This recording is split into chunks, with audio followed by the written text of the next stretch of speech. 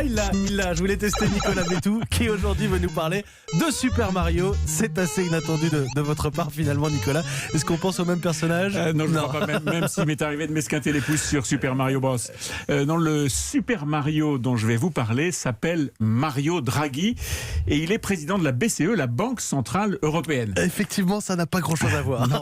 Non, et s'il est dans l'actualité, Super Mario, c'est parce qu'il va présider aujourd'hui son dernier conseil de politique monétaire, c'est-à-dire l'instance suprême de pilotage de la monnaie européenne. Il laissera ensuite la place à Christine Lagarde. Bon, Super Mario aura dirigé la BCE pendant 8 ans, 8 années redoutables. Dès le début de son mandat, il avait dû affronter une énorme vague de spéculation contre l'euro. La Grèce, l'Italie, l'Espagne étaient alors au bord du gouffre. Les attaques contre l'euro venaient de partout dans le monde. Et à lui seul, il a réussi à mettre en déroute les assaillants grâce à 3 petits mots qui lui ont valu ce qualificatif de Super Mario. C'est quoi ces 3 mots magiques? Whatever it takes, quoi qu'il en coûte. Je sauverai l'euro, quoi qu'il en coûte, a-t-il lâché. C'était complètement iconoclaste, car tout le monde a compris que s'il devait faire tourner la planche à billets pour avoir des munitions en quantité illimitée contre la spéculation, alors il le ferait. Les attaques ont cessé et Super Mario est devenu le sauveur de l'euro. Chapeau. Le seul problème, c'est que si la crise monétaire a cessé, la croissance économique de l'Europe n'est jamais vraiment repartie. Et là encore, il a fait dans l'iconoclaste pour relancer l'économie. Avec d'autres mots magiques?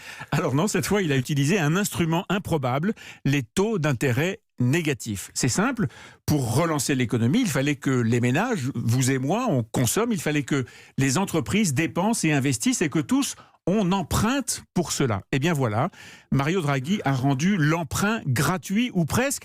Et au contraire, il a pénalisé les épargnants, ceux qui ont de l'argent et qui ne le dépensent pas. Bon, pour dire les choses simplement, il a complètement renversé la logique économique. Bon, mais j'imagine que ça ne s'est pas fait si tranquillement que ça. En effet, ça a provoqué des débats et des crispations, surtout dans les pays où les épargnants sont nombreux et attentifs au sort de leur épargne. Je pense à l'Allemagne, bien sûr. Bon, ce débat est maintenant entre les mains de Christine Lagarde.